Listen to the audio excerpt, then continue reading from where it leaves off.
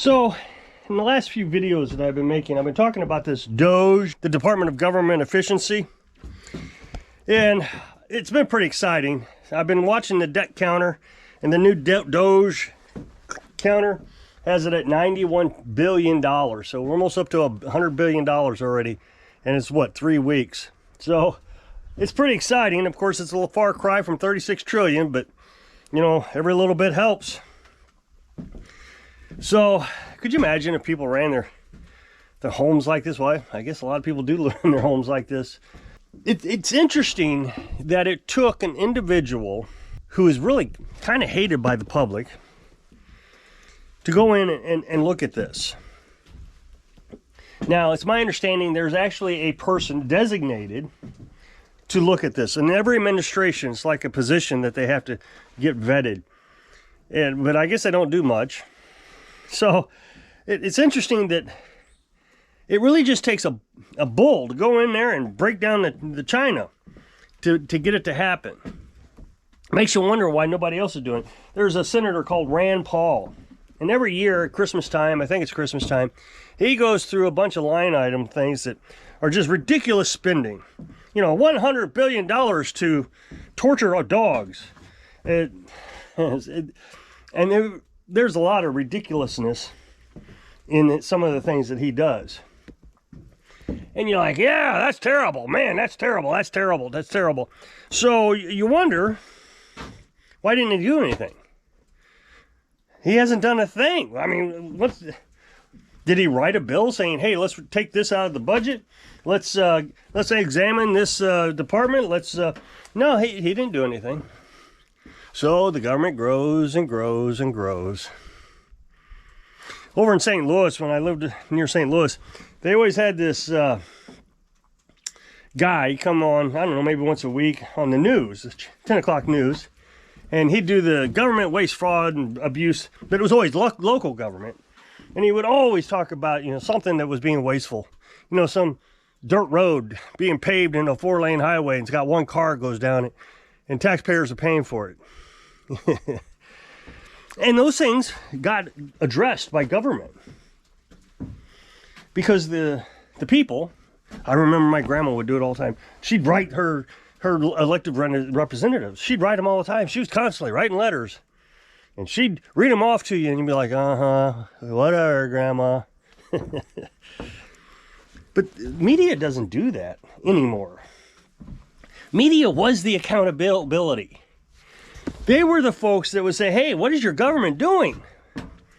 And, you know, then senators would have to say, oh, yeah, that's a $1 billion bridge to nowhere. You remember that? Alaska had this bridge to nowhere, and it was big news. I forget when that was. I feel like it was in the 90s. I feel like, but I don't remember. But it was a bridge to nowhere. And, you know, it made the news. People were upset about it. And it forced our government to do things about it. Hey, I'm going to interrupt this video real quick and ask you if you can go over to my other channel. I'd really appreciate it. There'll be an up next box at the end of this video. It'll take you right over to it. We're going to be working probably, I think, on a push more. And I know you're going to learn something off of it. And also, you'll go down to the description. There's a link there, or in the pinned comment. Now, in a lot of these videos, I've been talking about federal employees, the bureaucracy, the shadow government, whatever you want to call it. And those are the folks that I think are most dangerous to our freedom. When I make these videos, somebody will say, have you ever looked at the millions of dollars that our congressmen and senators are making? Yeah, I have. But I think they're the most public, but I don't think, for the most part, that they're taking tax dollars. I mean, they get their paycheck, don't get me wrong, but I don't think they're making their millions off tax dollars. I think they make their millions for a lot of other things. And so what I've been focusing on in these videos is just the tax dollars. So, and I think in yesterday's video, day before yesterday's video, I said something about Elon Musk thinks there's he's found at least one employee that has stole $30 million. That's not an elected representative. That's just somebody who was hired into like the Social Security Administration or Veterans Affairs or who knows, maybe it was the National Forest or something. Just somebody who was able to take advantage and steal money, tax dollars. But our senators and our congressmen, it's, I wouldn't say more nefarious, but I don't know. The reason I think it's more nefarious than stealing money outright is because you vote for them to go up there to do a job, and within weeks of being there, they're all of a sudden not doing the job. So a freshman congressman goes up there just all full of, you know, I won't say it, and he goes up there to change the world, and he promises you all these things, and within weeks, he's all ready to go to war, and he's ready for the military-industrial complex to pump money into, and you know he's giving money to foreigners, countries so they can go to war, and it's just, whoa, what happened to that dude? Well, I'll tell you, a few things happened. The first thing that happened was when he got there, the senior congressman and the senior senators immediately dug up trash on him. Something in his skeleton that he absolutely did not want out. That's the first thing they do. I mean, you cannot go to Washington without somebody digging something up. You know, something you did when you're in your teens or something. I remember Johnny Carson, I think it was Ronald Reagan, asked him, "You ever going to run for politics?" And he said, "No, Now, Johnny Carson, he's just the nicest guy in the world, you would think. But his answer was, I got skeletons. So he didn't want those exposed. So he understood it. So these congressmen, they go up there and all of a sudden, I can't get that exposed. So they immediately decided to do whatever the party tells them to do, instead of doing what the voter told them to do. So they're not going to look into the corruption and the bureaucracy and reducing government size. They're not going to look into any of that because their bosses told them not to, even though they went up there to promise. The second thing that happens, maybe even I'll just go, there's several things. The second thing that happens is immediately companies, lobbyists, start paying them off.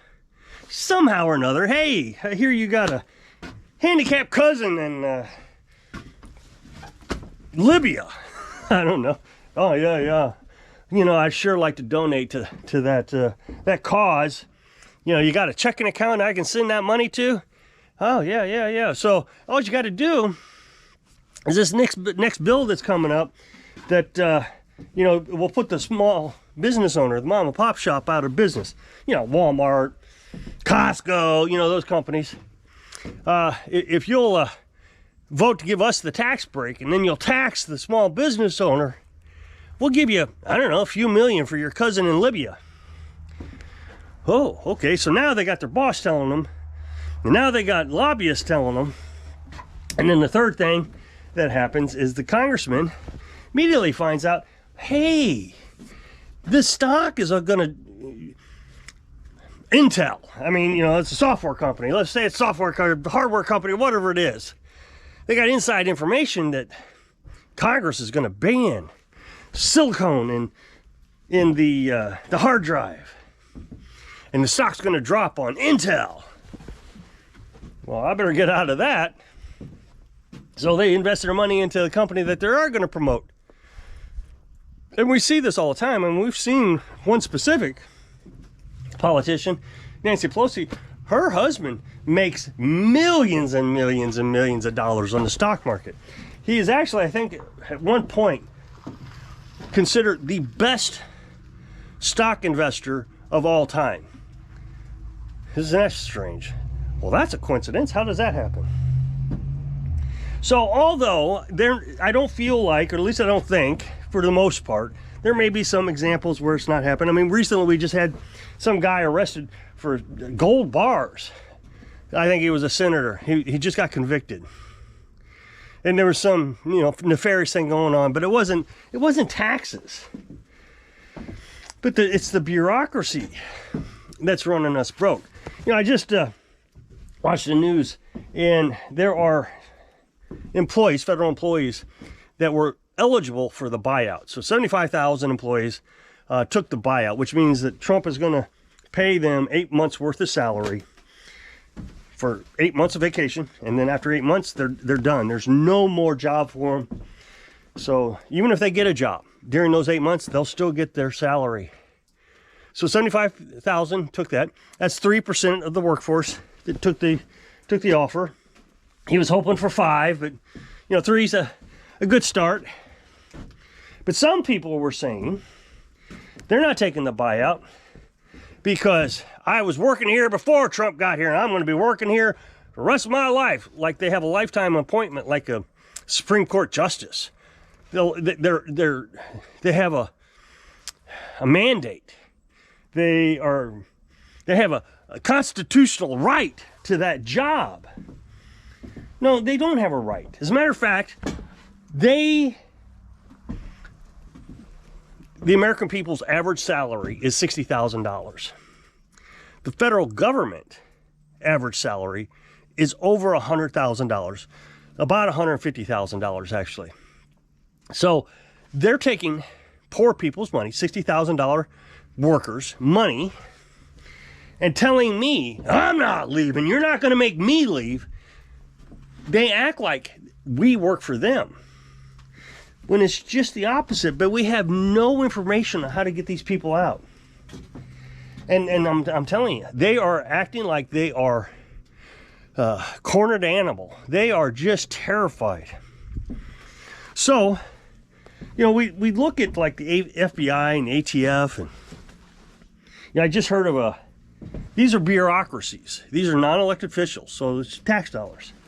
I just heard that the ATF convicted a sailor.